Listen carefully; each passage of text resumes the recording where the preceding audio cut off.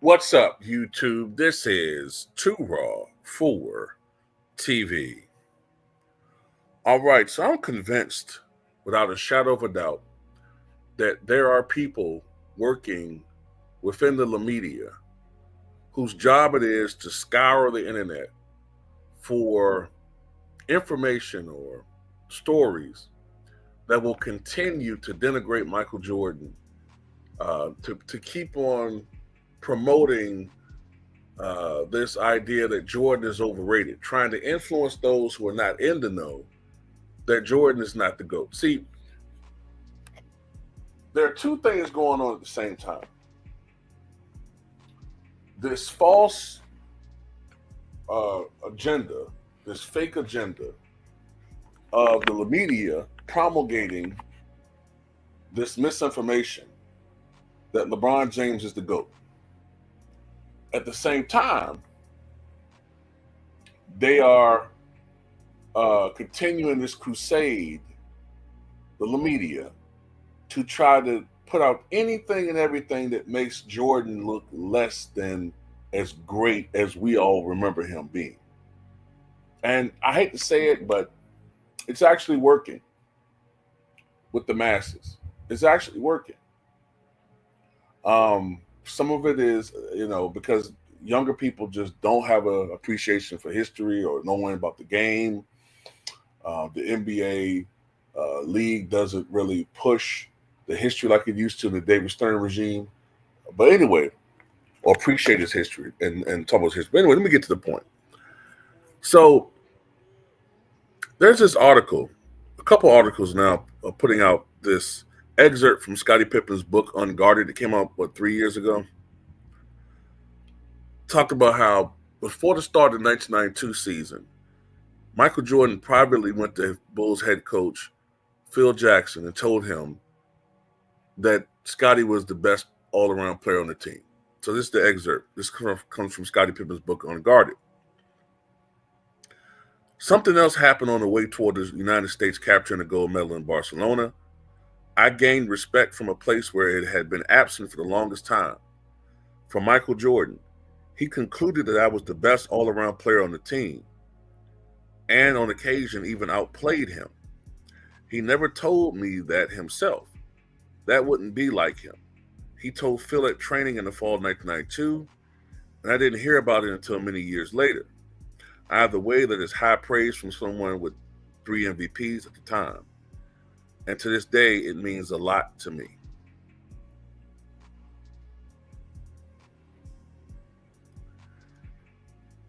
And look, Scottie Pippen, for his career as a Chicago Bull, averaged 17.1 points, 6.4 rebounds, 5.3 assists, 2 steals, and 0.9 blocks. Jordan, as a Bull, averaged 31.5 points, 6.4 rebounds, 5.6 assists, 2.5 steals, and 0.8 blocks. Now, look, on this whole situation, I call absolute cap. First of all, this is regurgitated information. This comes from a book that's now 3 years old. Secondly, Michael Jordan said many times and praised Scottie Pippen so many different times. Look, Michael Jordan is not LeBron. So they're trying to make him like LeBron. So, like we always get on LeBron James being the guy who likes to take all the credit and doesn't like to give any of his teammates really any true praise. And no matter how many times that we put this out there, being the narcissist that he is, he doesn't feel obligated to do so. He might, on occasion, praise AD. He'll do that. A fellow Clutch agent, by the way. Clutch Sport, a client, not agent. There's many agents like other people in the media, but meant client. He'll praise AD. He'll praise a Dalton Connect. He'll praise an Austin Reeves, maybe. But that's about it, Anybody that's hot or, having a hot streak that gets any little minimum praise, he'll praise them. But he wants all the praise for himself. He's not a really good teammate. So they're trying to make Michael Jordan not to be a good teammate. Well, we know the truth is far from this. At the end of the day, Michael Jordan went out of his way to praise Scottie Pippen, especially during the second three-peat onward. He went out of his way. As a matter of fact, I vividly recall when Michael Jordan came back during the second three-peat, when people would ask him, like Ahmad Rashad or any of the local Chicago reporters at the game, Michael, do you think that have you reclaimed your status as the best player in the NBA? Now, of course, privately, Michael Jordan may have felt that. But you know what I always heard him say a lot of times? I'm not even the best player on my team. Scottie Pippen the best player on the team right now. And Scottie would blush and smile. I've heard him say that countless times. Countless times praising Scottie Pippen.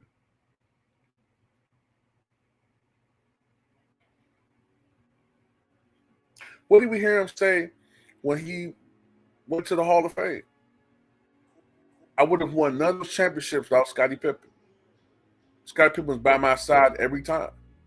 He went out of the way to praise Scottie Pippen, which is why it's so perplexing that Scottie felt slighted. He shouldn't have thrown that animus toward Mike. Maybe the media. The media is the one that, made his name synonymous with sidekick or second banana. The media did that. Mike went out of his way to praise Scottie.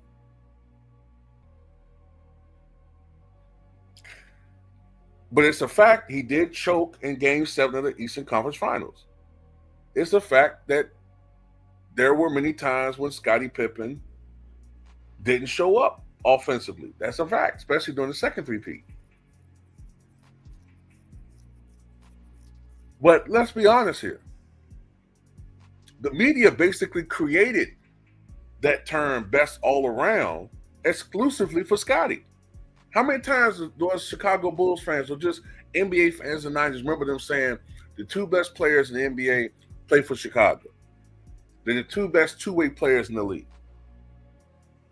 Michael's the best player on the planet, possibly of all time. Scottie's the best all-around player, meaning that he does little everything, maybe even a little bit better than Mike. He's a great defender.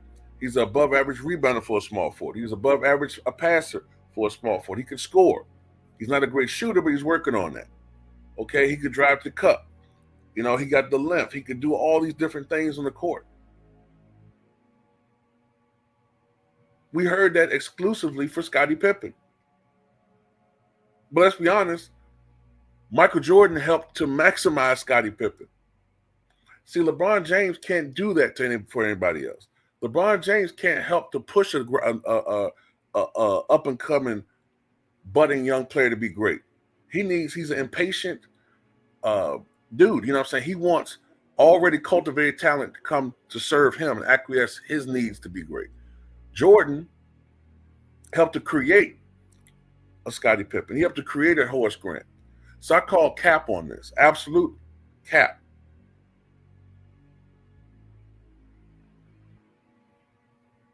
Then we got to go back in time. In 1991, 92, this is when Scottie Pippen first started coming of age. Really, 89, 90 was probably his first. I think it was the first year he was an all-star, 89, 90. He wasn't an all-star in 1991, but he was in 91, 92, if I remember correctly. That's the first year that, Scottie really came into his own, I would say. 91, 92. I think he averaged 21 points a game that year. Someone can correct me if I'm wrong. On the All-Star, on the Olympic team, holding his own with others. He was on the national stage and playing at a high level. We saw what Jordan and Pippen did to Tony Kukoc in that Olympic game against Croatia. So Michael was seeing Scottie Pippen blossom into a superstar, damn near. Because in my opinion, 92 to 95, 92, 96, somewhere in that time period, 91, 96, that was Scottie Pippen's peak. And we can all argue this, but I think you can make a strong case for Scottie Pippen that he should have won at least one Defensive Player of the Year award. 94, maybe.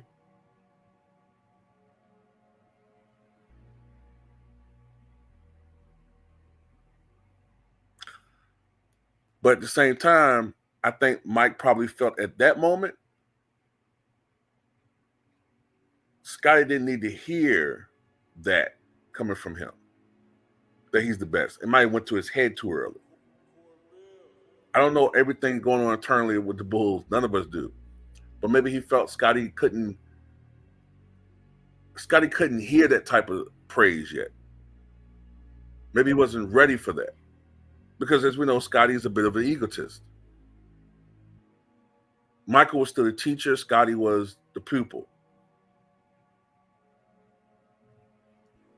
Michael was still the leader of that team too.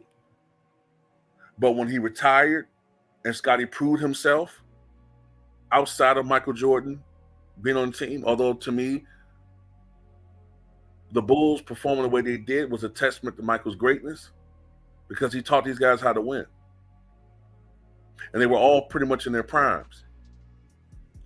But then when he came back, Scottie had already proven himself that he could still maintain this club, at least respectability.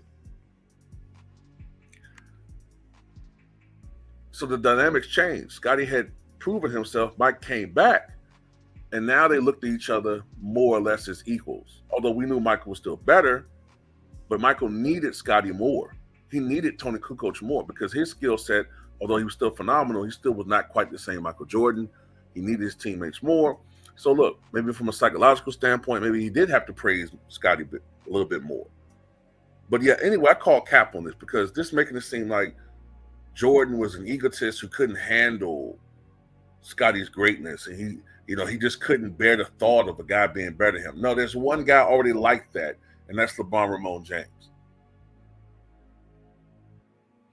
The same dude who the media still refer to as the leader of this team, the Lakers. Can LeBron carry the Lakers? Are you kidding me? It's clear as day AD is the best player.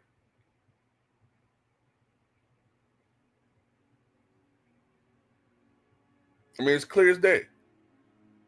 It'll be like saying, honestly, in 1988, making articles saying, can Kareem carry the Lakers by 88? All due respect, come on. This ain't 1980 anymore. Come on, man. But anyway, that's all I got to say about it. Tell me what you guys think.